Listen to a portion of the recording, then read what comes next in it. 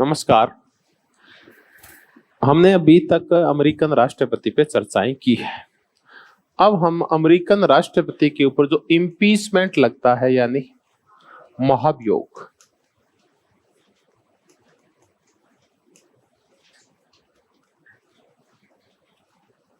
उसकी चर्चा करेंगे। ये कैसे लगता है? सिंपल सा प्रोसेस है।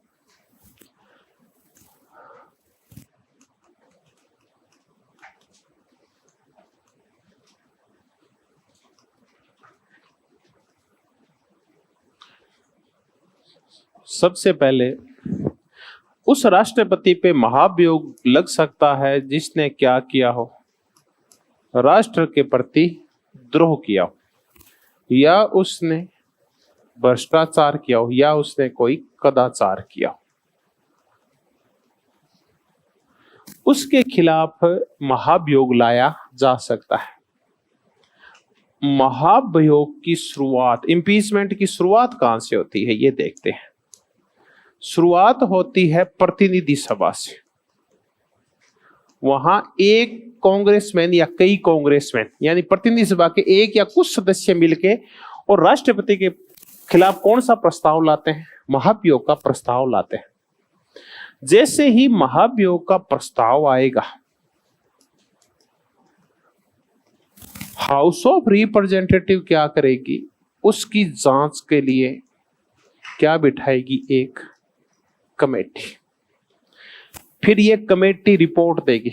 उसमें कोई जज भी हो सकते हैं, बाहरी विशेषज्ञ भी हो सकते हैं जो उस घोटाले के बारे में जानते हो, कोई भी हो सकता है इसमें, और इसमें प्रतिनिधि सभा के सदस्य भी हो सकते हैं। तो राष्ट्रपति के खिलाफ एक जांच कमेटी बिठाई जाती है।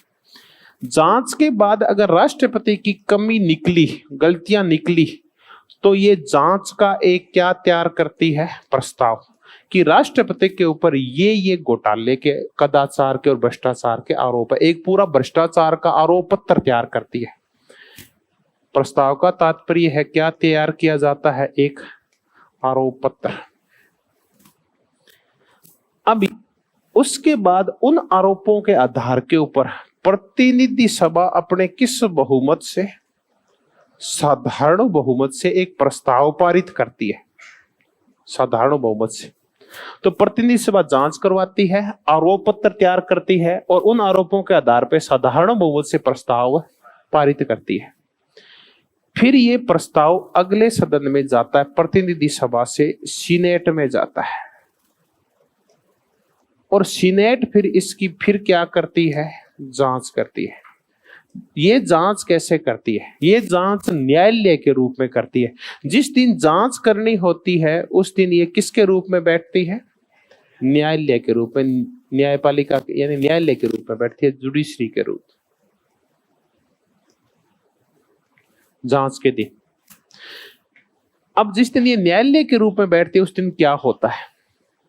उस दिन वहां उपराष्ट्रपति जो कि पदेन सभापति होता है वो अपनी सीट छोड़ देता है, और उस दिन इसकी सीनेट की अध्यक्षता सर्वोच्च न्यायालय का मुख्य न्यायाधीश करता है।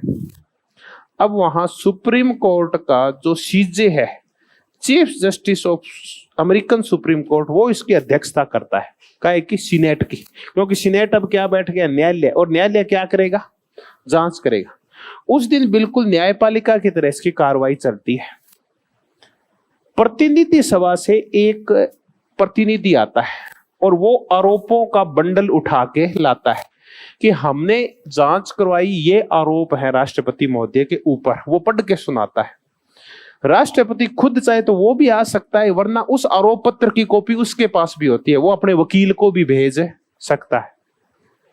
फिर उस पे आरोप प्रत्यारोपों का दौर शुरू होता है। वो अपनी सुरक्षा में उसका वकील या वो कहते हैं सीनेटर उसके ऊपर आरोप साबित करने की कोशिश करते हैं। प्रतिनिधि सभा का आरोप पत्र उनके पास होता ही है, और फिर निर्णय हो जाता है कि इसने गलती की है या नहीं की। अगर आरोप जांच में, सीनेट की जांच में सही पाए जाते हैं तो सीनेट कितने बहुमत से?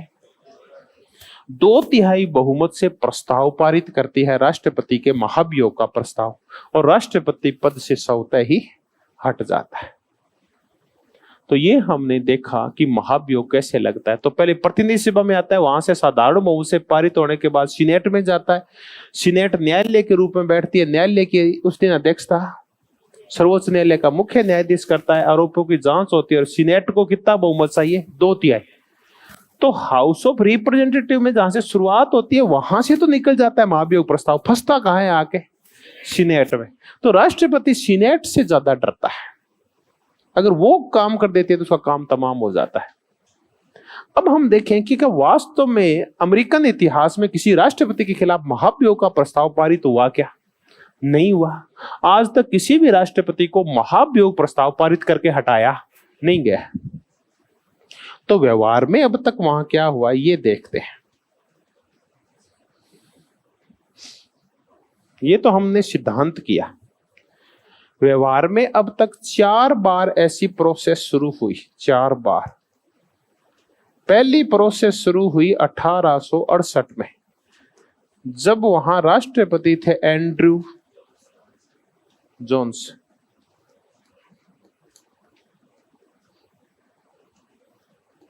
एंड्रयू जॉनसन पे आरोप यह था कि वहां गृह युद्ध हुआ था एक, लिंकन के समय में, अब्राहम लिंकन के समय में, उत्तरी राज्यों का और दक्षिणी राज्यों का। मुद्दा था दास प्रथा।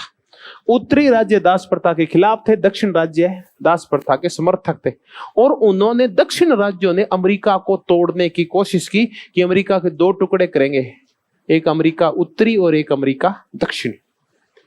तो जो राज्य को तोड़ना चाहते थे दक्षिण राज्य के कुछ नेता, उन नेताओं को देशद्रोह के आरोप में गिरफ्तार करके कहां डाल दिया गया? जेल में, कि इन्होंने देश को तोड़ने की कोशिश की है। तो दास प्रथा का समर्थन करने वाले जिन लोगों को राजद्रोही घोषित करके जेल में डाला गया, एंड्रयू जॉनसन ने राष्ट्रपति बनते उनको क्या कर दिया? रिहा कर दिया।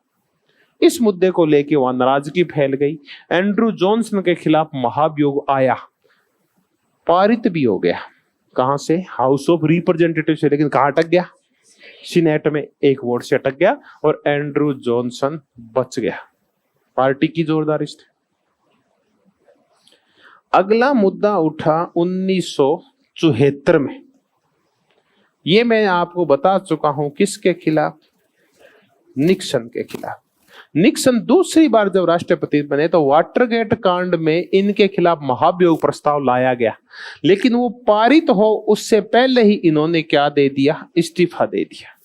तो ये भी पारित नहीं हो पाया, पहले इस्तीफा दे दिया निक्सन महोदय, पतली गली पकड़ ली। अगला आया 1998 में, और वो आया राष्ट्रपति बिल क्लिंटन के खिलाफ। बिल क्लिंटन के ऊपर उनके ऑफिस की एक लड़की मोनिका लेविंस्की ने आरोप लगाए कि इन्होंने मेरे साथ शारीरिक संबंध बनाए। ये बात फैली तो इनकी जांच हुई, वो जांच में सही पाए गए, लेकिन उन्होंने माफी मांग ली और इनको माफ कर दिया गया कि मेरे से गलती हुई। तो बिल क्लिंटन बच गए। अगला आया मुद्दा जब 2019 और 2021 एक राष्ट्रपति के खिलाफ एक बार नहीं बल्कि कितनी बार? 2 बार महाभियोग आया, और वो महान राष्ट्रपति है डोनाल्ड ट्रंप। 1919 में तो इसलिए आया कि जो बिडेन है, जो अभी राष्ट्रपति है, ये इससे पहले उपराष्ट्रपति भी रह चुके हैं। जब ओबामा उपराष्ट्रपति थे तब तो इसको पता था जो बिडेन अगली बार मेरे सामने राष्ट्रपति का चुनाव लड़ेगा, जीत सकता है। ये जो बिडेन का बेटा है, ये कोई ऑयल कंपनी चलाता है, और उस ऑयल कंपनी के कुछ हितों की पूर्ति यूक्रेन के अंदर हुई थी। तो डोनाल्ड ट्रंप ने यूक्रेन के राष्ट्रपति से कहा कि तू इस कंपनी की जांच कर और इसमें किसको लपेट दे?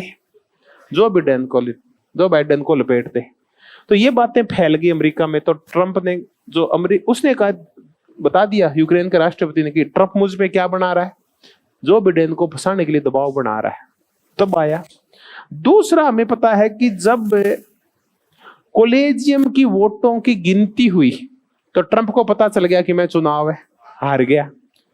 तो कैपिटल हिल में जहां कांग्रेस का ऑफिस है, उसमें उसके समर्थकों ने क्या कर दिया, आक्रमण कर दिया और वहां बंकस किया। अमेरिका के इतिहास में वो काला दिन था कि इतनी बड़ी और मैच्योर डेमोक्रेसी में कुछ लोग कहां हमला कर देते हैं, संसद भवन के ऊपर हमला कर देते हैं। ये तो अफ्रीकन देशों में होता है, या जहां तख्ता पलट होते हैं थर्ड क्लास देश, वहां होता है।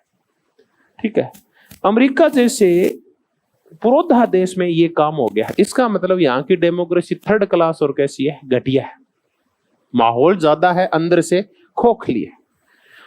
तो दूसरी बार जब इसने अपने समर्थकों से संसद भवन के ऊपर यह हमला करा दिया तब आया।